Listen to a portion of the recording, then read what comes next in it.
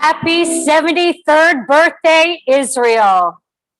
So, how did someone like me, with no sense of direction at all, become a tour guide in Israel of all places?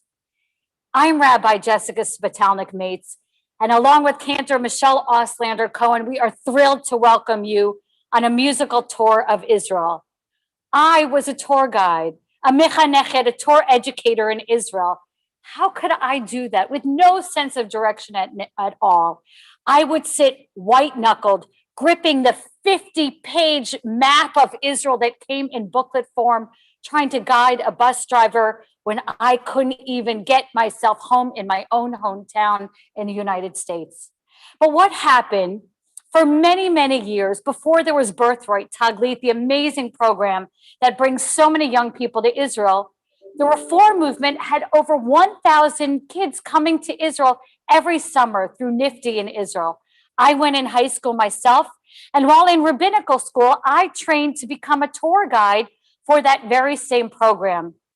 Now, the man who trained us told us that we needed tour guides who had grown up and knew the Reform movement because Israel was not familiar and not always kind to this branch of Judaism.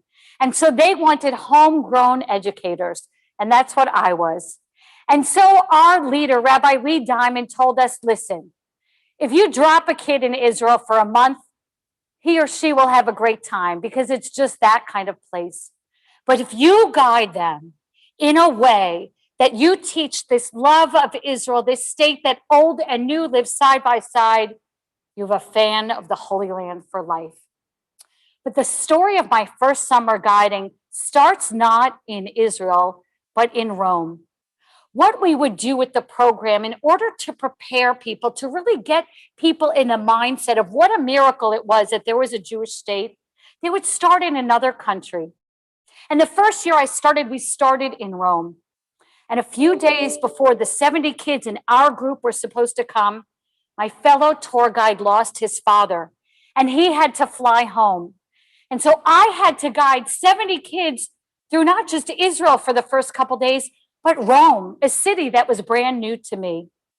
There were two things I remember about that. One, I remember all the souvenir vendors selling the bottle cap openers with the Pope's image on it were Jewish. And the second thing that I remember is this.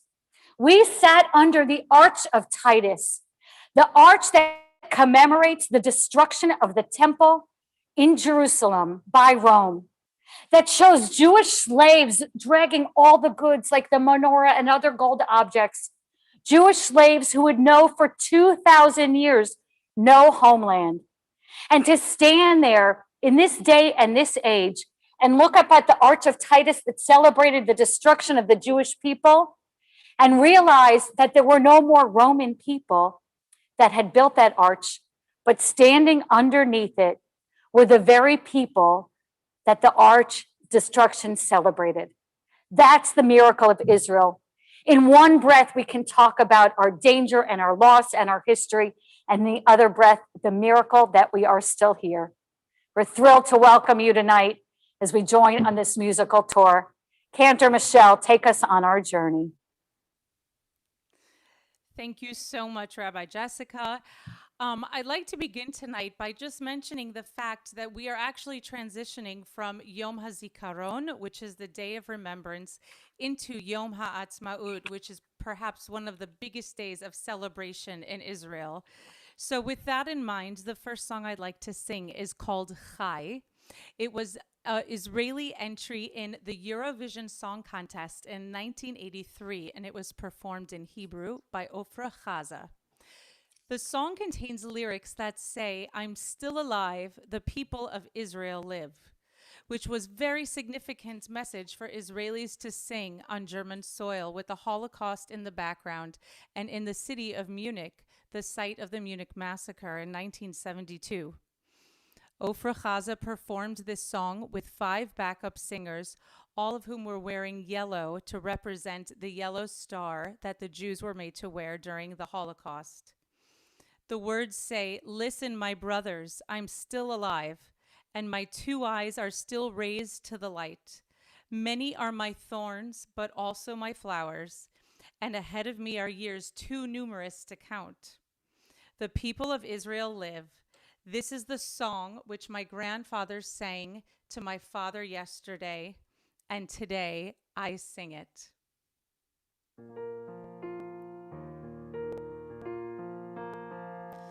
שימו החי, אני עוד חי, ושתי עיניי עוד נישאות לאור.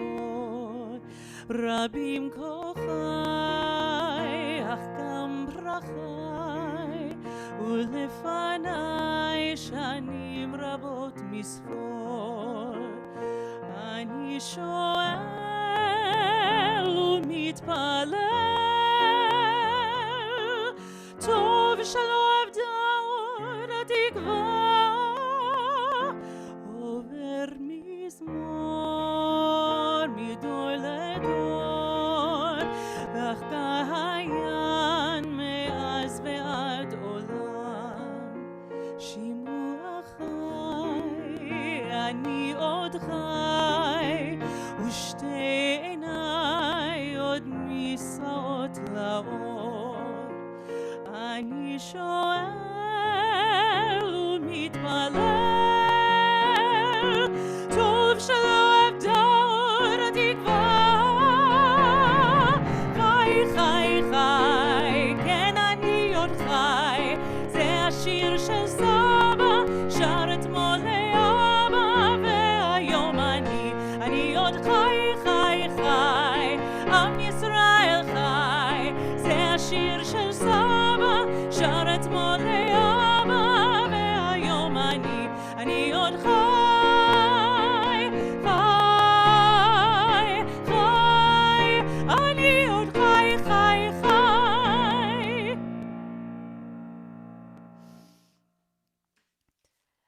So, I'd like now to talk a little bit about a genre that's kind of my favorite from Israel. I remember learning so many of these songs growing up. It's a medley of popular songs from what was known as the Hasidic Song Festival. It took place in Israel from 1969 to 1992. It was a song contest with original melodies set to biblical texts and prayers, and it was an attempt to integrate Jewish tradition and liturgy with Israel pop culture. You can even see in this graphic for the advertisement for the Song Festival, there was such an obvious intention to combine a religious feel and liturgical text with pop and upbeat music. So many of the famous tunes that we know from Israel originated from this song festival, like Baruch atah Adonai Eloheinu melech haolam, or V'ha'er eineinu betoratecha. And of course, the absolute most famous song from this song festival is Nurit Hirsch's Oseh Shalom Bimromav. So many of these songs have made our way into our hearts and into our tradition. So I hope that you will enjoy this medley of songs that I chose. יברכך השם מציון וראה בטוב ירושלים. יברכך השם מציון כל ימי חייך. וראה בנים לבניך שלום על ישראל. וראה בנים לבניך שלום על ישראל. עוד ישמע בערי יהודה ובחוצות ירושלים. כל ששון וכל שמחה, כל חתן וכל כלה. כל ששון וכל שמחה, כל חתן וכל כלה. שים שלום טובה וברכה, חן וחסד ורב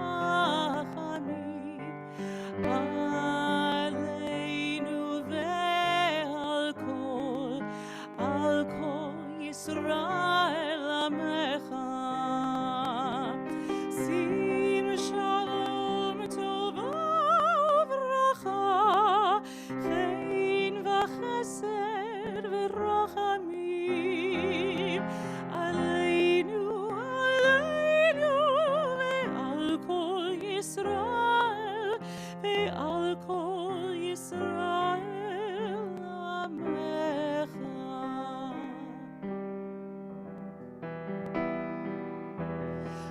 אדון עולם אשר מלך בטרם כל יציר נברא, לעת נשא בחפצו כל, אזי מלך, אזי מלך שמו נקרא.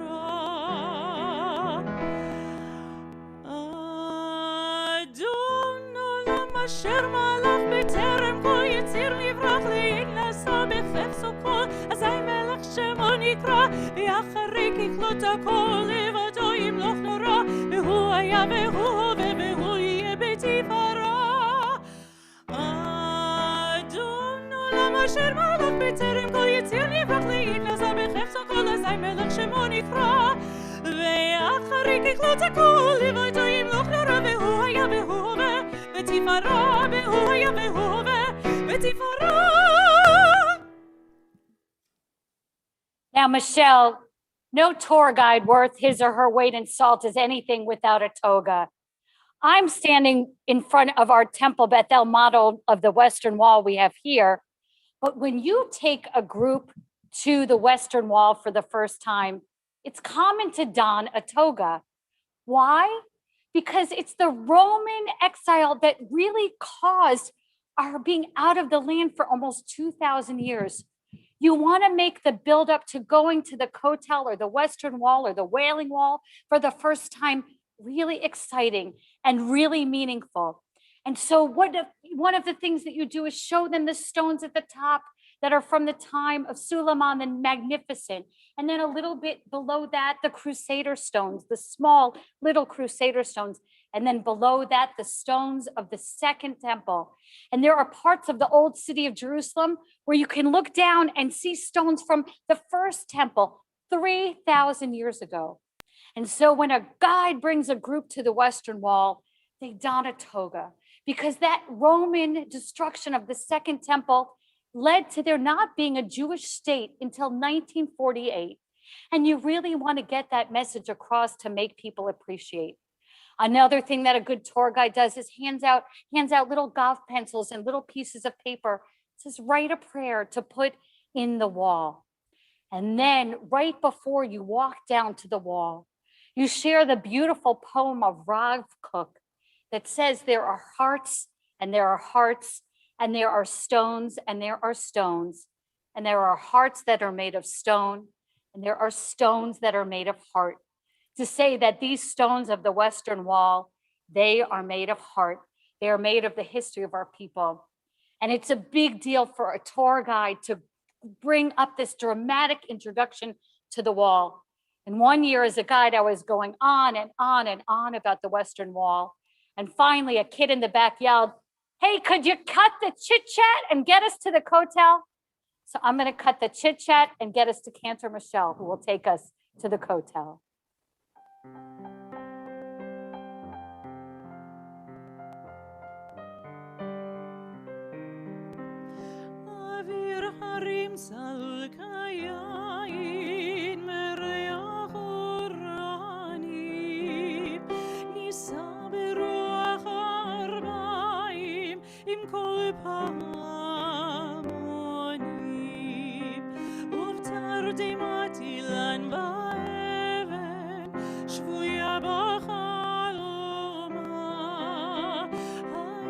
אשר בדר יושבת ובליבה חומה, ירושלים של זהב ושל נחושת ושל אור, הלא לכל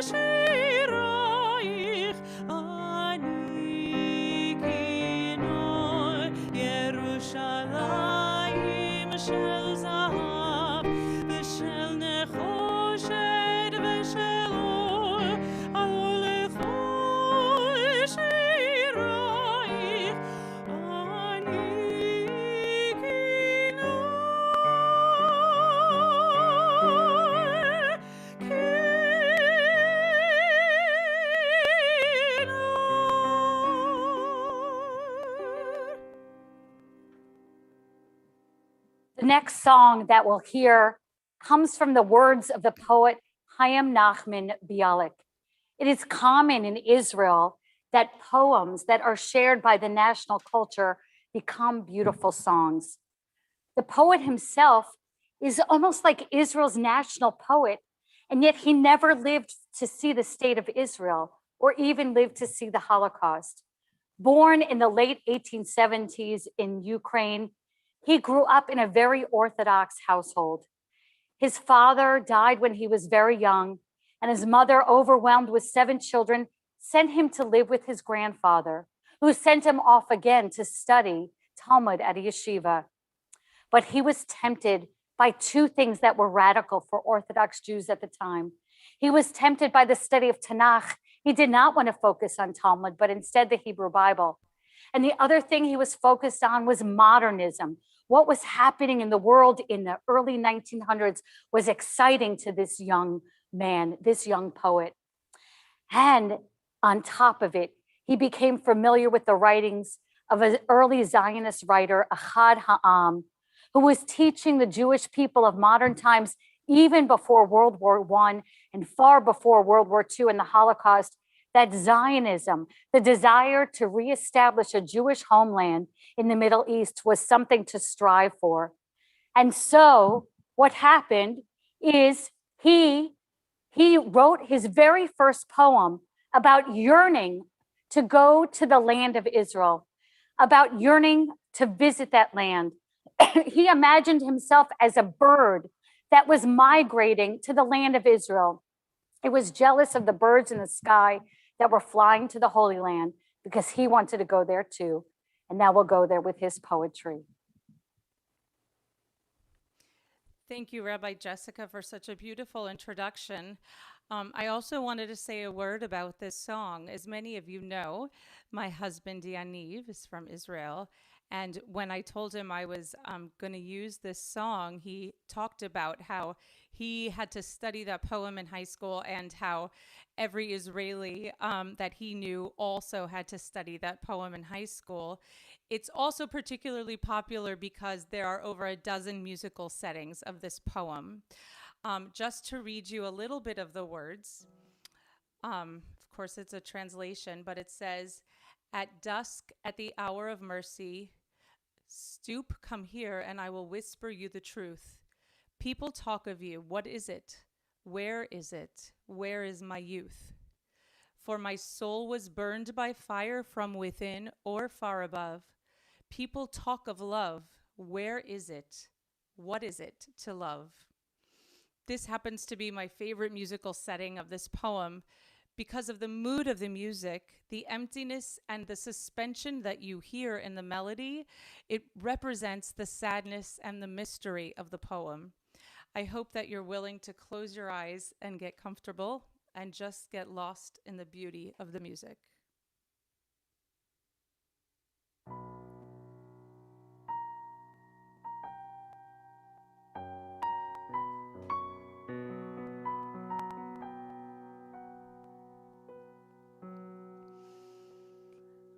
Ach ניסית אחת כנפת ואילי לי אם ואחות ויהי חיקך מקלט ראשי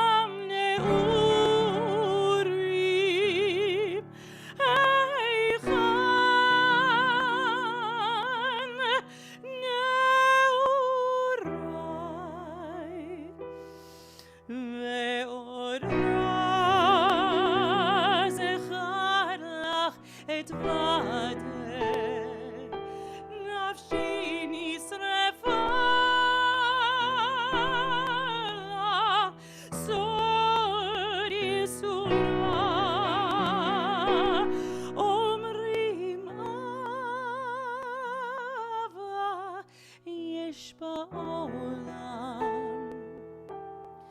מה זאת אהבה?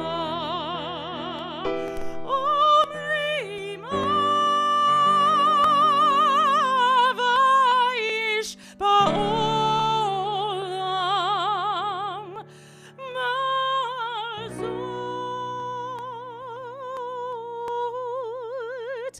אהבה?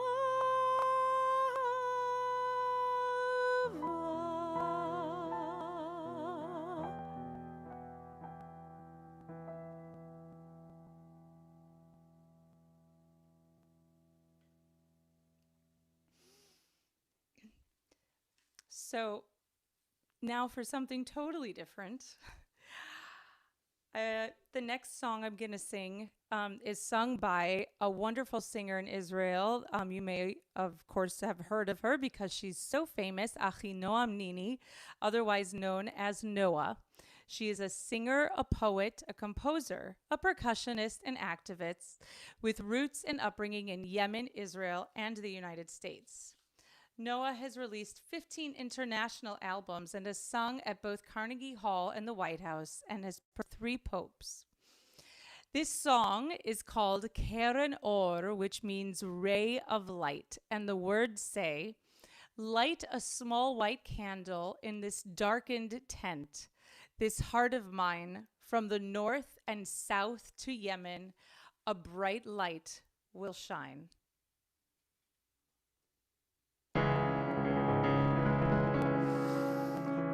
את כל הכוכבים תמן, את השר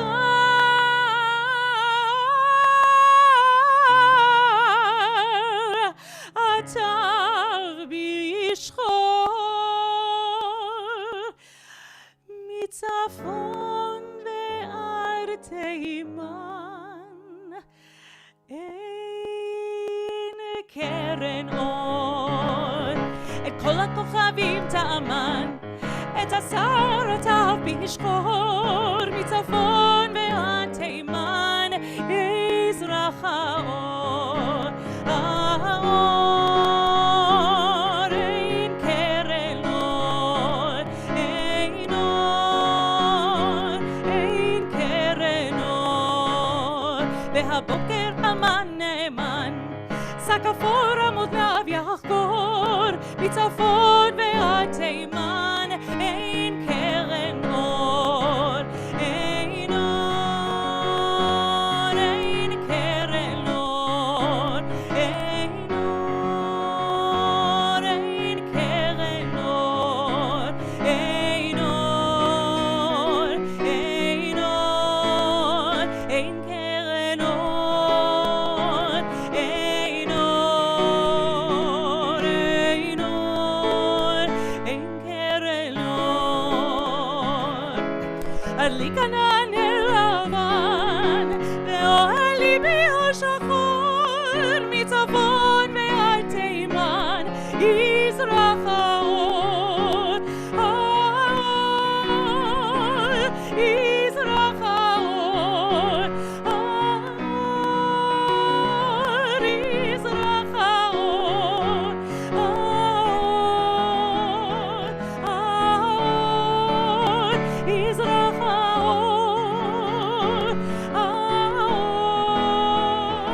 האור, יזרח האור.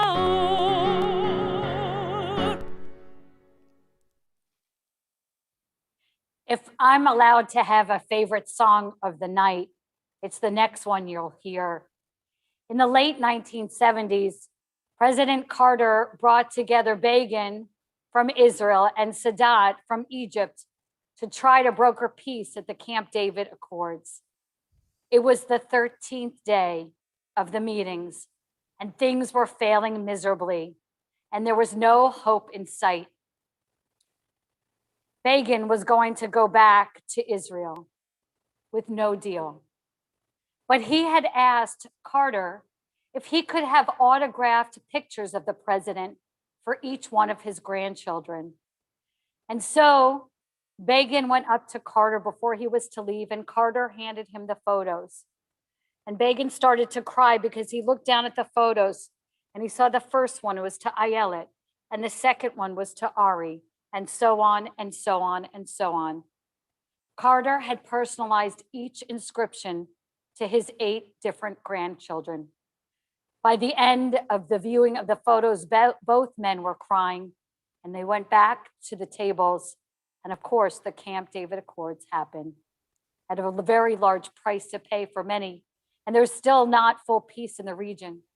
What we don't realize sometimes is the impact that these historical events have on the life of the person who is living in Israel. Yehiyeh Tov is a song that reminds us of that. At the time, there was a young musician named David Broza, and he, along with Yonatan Geffen, a famous Israeli poet, wrote a song about, even though there had been so much violence and terrorism and hijackings, that there was a hope that things would be better, that things would be good, that the future would be bright. And so his first hit was this, Yehiyeh Tov. David Broza has sung it every day of his life since then, to great acclaim. And over the years, he has added verses to celebrate other moments of peace in the lifetime of Israel. God willing, there is a day when there is no need to add another verse, because there is truly full and whole shalom, peace. A little more about David Broza and Masada. So for those of you who know me, know that I have a very special place in my heart for David Broza. I can honestly say that although I grew up as a classical musician, David Broza has had one of the largest impacts on me of any musician I've ever heard. He is famous for putting on concerts at sunrise at Masada, which you see here, and he is also famous for getting his whole audience to sing along with him just as the sun comes up. Watching him perform is like watching someone sing and dance around their house when they don't know anybody is watching. He has the ability to lose himself in his music, and he just has the time of his life playing his guitar. His passion is an inspiration for all who are lucky enough to feel that energy when you're in a live performance. And when he does this, he teaches everyone what it means to share who you are inside without inhibitions, without any apologies, and full of joy.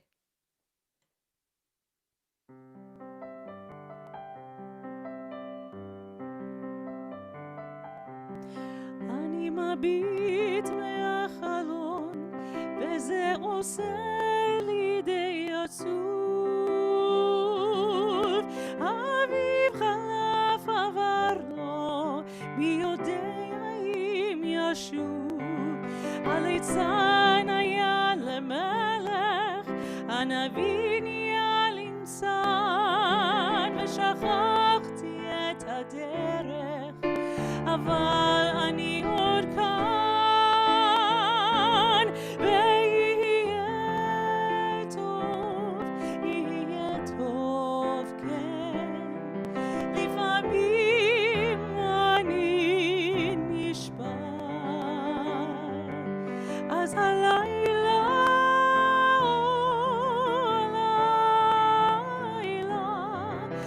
איתך אני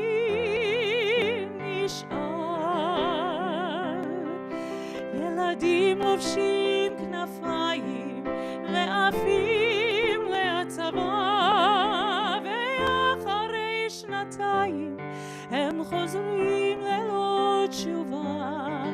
אנשים חיים במתח, מחפשים סיבה למשון, ובין שנאה לרצח מדברים על השלום.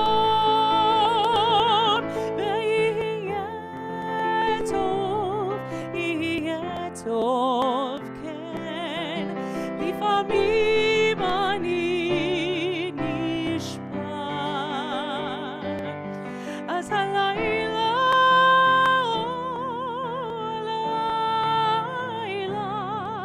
איתך אני נשאר, ויהיה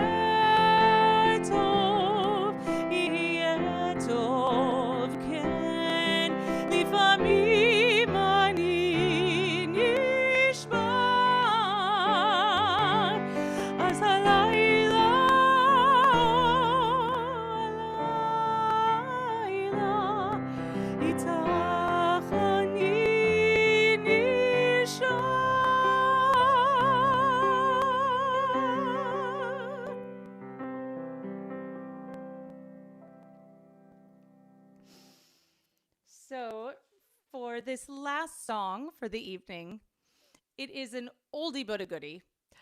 I want to first take a moment and say a big toda rabah, a big thank you to Rabbi Jessica for sharing her passion for Israel tonight, and of course to our wonderful communications team, and to Jake Harris and Kira Vainberg for being behind the scenes, making sure you're seeing what you're supposed to see at the right time. This classic Israeli song is Bashana Haba'ah, right? The next year. And Ehud Manor and wrote the poem, and Nurit Hirsch, our wonderful composer of Ose Shalom Bimromav, she wrote the melody for this song. When Ehud Manor asked Nurit Hirsch to compose this song, he did not tell her that it was actually written about his younger brother, Yehuda Weiner, who was killed in a battle in 1968. Not knowing this, she actually wrote it as quite an upbeat tune, and that's how we all know it now, even though he meant it as a memorial song. But the song goes, just wait for next year, wait and see what a world it can be if we share, if we care, you and me. So this song is actually both. It's a song of sadness, but also a song of hope that the new year will be better. It's this melody that I'd like to sing for you is a little bit more of a modern take on the song that was re-recorded just this past year during the pandemic to help give people hope that there are better things to come. So this evening, we leave you with the words of hope for our future and good things to come for each and every one of us. Thank you so much for joining us this evening as we celebrate Israel's birthday. May this year bring peace, health, and happiness to Israel and to all who love her. And we say, Am Yisrael Chai.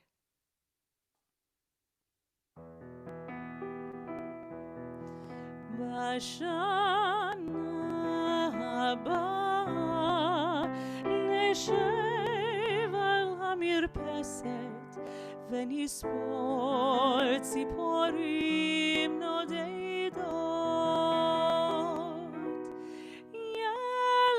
ילדים בחופשה ישחקו תופסת בין הבית ובין השדות עוד תראה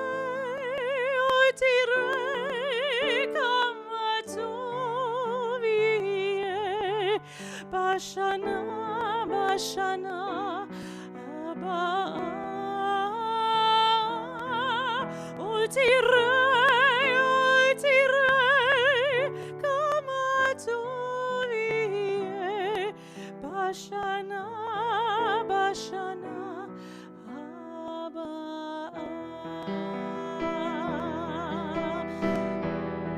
ענבים אדומים יבשילו עד הערב ויקשו צוננים לשולחן ורוחות רדומים ייסעו אליהם הדרך עיתונים ישנים וענן עוד תראה כמה טוב יהיה בשנה הבאה עוד תראה כמה טוב יהיה בשנה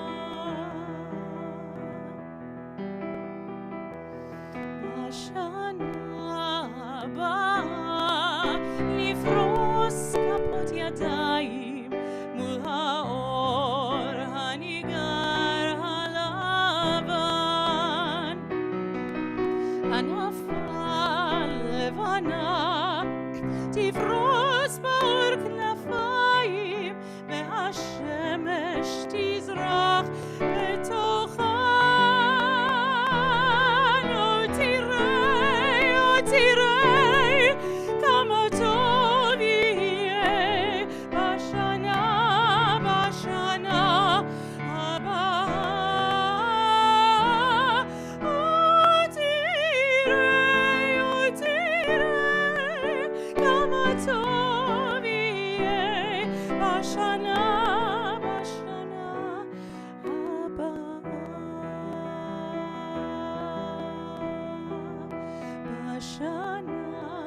הבאה נשב על המרפסת ונספור ציפורים נודדות,